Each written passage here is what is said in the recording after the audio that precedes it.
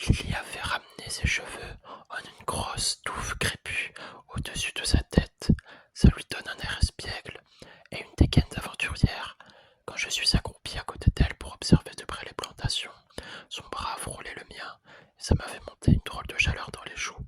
C'était la première fois que je ressentais une chose pareille. Mais revenons au Dorifort. Ces insectes ravageurs s'étaient mis à pulluler autour de chez nous.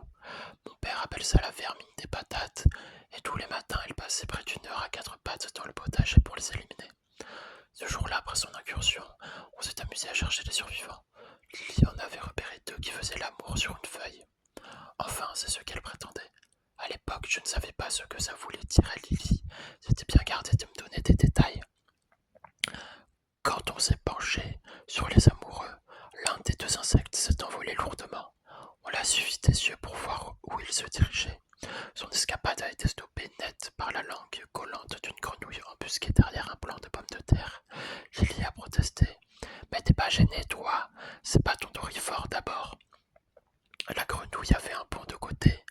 On s'est approché d'elle à pas de chat, mais au moment où j'allais l'attraper, elle s'était lancée à nouveau et m'a échappé de peu.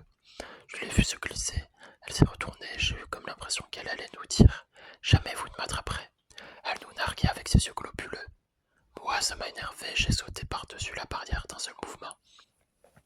La bestiole a réagi très vite. Quand j'ai été sur elle, elle avait déjà détalé pour se réfugier dans des autres herbes. Au même moment, de nouvelles grenouilles ont bondi, l'une à ma gauche, l'autre à ma droite. Le temps d'hésiter, trois autres avaient surgi de je ne sais où.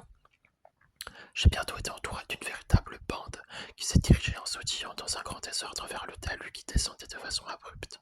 Je leur ai emboîté le pas, mais elles ont pris de la vitesse et avec la pente qui s'accentuait, j'ai progressivement perdu l'équilibre et le contrôle de mes jambes. Ma course s'est terminée lamentablement en plein milieu de la mare au bas du talus. Autour de moi, des centaines de grenouilles ont aussitôt fait surface et m'ont regardé d'un air bizarre. Oui, je suis tombé, c'est tout. L'une d'elles m'a gentiment demandé. Tu t'es pas fait mal? Non, ça va, ai-je répondu machinalement. Mon interlocutrice a paru soulagée. À la bonne heure, je me suis soudain rendu compte qu'une grenouille venait de s'adresser à moi dans ma langue, en français. Ça m'a fait l'effet d'une gifle. Je me suis retourné brusquement. Qu'est-ce que vous avez dit là? À la bonne heure. Enfin, je crois, a-t-elle répondu avec un air répété. Non, vous parlez? Ça t'étonne? Ben oui, un petit peu. C'est la première fois que j'entends parler une bête. Dites encore quelque chose pour voir, ai-je demandé. Tu veux que je récite la fable La grenouille et le bœuf, c'est ça? Les autres grenouilles se sont mises à bouffer de rire, et moi je me demandais si je n'étais pas en train de rêver. J'aurais bien voulu que Lily soit là pour me pincer, mais elle était restée en haut du talus. Alors je me suis redressé, j'ai couru à toutes jambes jusqu'à elle. C'était trop extraordinaire. En partant, j'ai encore entendu une grenouille me crier. Attends, attends, bonhomme. La doyenne des grenouilles était verte de colère. Elle s'est mise à sermonner l'assistance avec vigueur. Alors ça c'est malin, vous lui avez fait peur. Je voulais seulement détendre l'atmosphère, a répondu celle qui s'était adressée à Tom. Eh bien, c'est réussi, a rétorqué la doyenne. Oh là là, si on ne peut plus rigoler. Ça suffit, l'heure est grave, je vous le rappelle, il en va de la vie de ce garçon et de sa famille. Puis, désignant deux grenouilles placées au bord de la mare, la doyenne des grenouilles a ajouté. Vous deux, allez voir où il est passé. Ça n'a pas été facile de convaincre Lily de me suivre. J'ai dû la tirer par le bras pour être sûr qu'elle me suive jusqu'à la mare. Arrête, Tom, arrête tes bêtises. Attends, tu vas voir. Je te dis qu'elle parle, je les ai entendues. Mon pauvre Tom, m'a-t-elle lancé en levant les yeux au ciel comme elle savait si bien faire. Quand nous sommes arrivés aux abords de la mare, on aurait dit que les grenouilles avaient toute la bouche cousue. Elles nous regardaient avec leurs gros yeux ronds, sans bouger. Je me suis penché vers la première. Dites quelque chose, sinon elle va croire que je suis un menteur.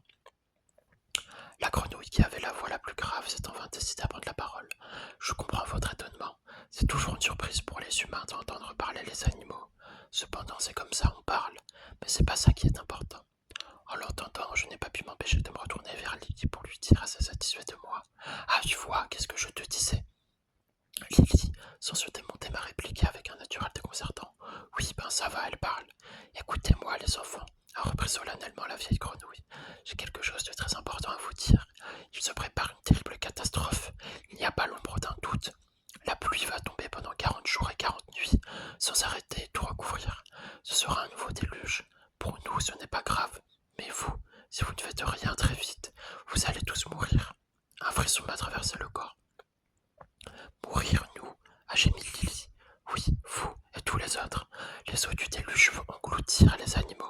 Les arbres, les fermes, les villes entières, elles monteront plus haut que les plus hautes montagnes. Tu veux dire jusqu'au ciel lui ai-je demandé. Jusqu'au ciel, tout sera noyé, il n'y a pas une minute à perdre. Mais qu'est-ce qu'on peut faire, implorait Lily. La grenouille a réfléchi un temps et a haussé les épaules en grimaçant. Alors là, aucune idée. On est seulement des grenouilles. On a des connaissances en météo, mais c'est tout. Maintenant, c'est votre affaire. Ça a été sa dernière phrase. Lily s'est levée et a tourné les talons. Faut qu'on prévienne ton père et ta mère. Allez, viens, Tom. J'aurais voulu bouger, lever la tête, me redresser pour suivre Lily, mais mon corps ne répondait pas. Je suis resté immobile comme hypnotisé, fixant désespérément les grenouilles qui disparaissaient une à une au fond de la mare. Lily est revenue et a dû me secouer pour me faire sortir du brouillard dans lequel j'étais plongé. Allez, viens, je te dis, tu peux pas rester là. Il faut qu'on prévienne tes parents, dépêche-toi.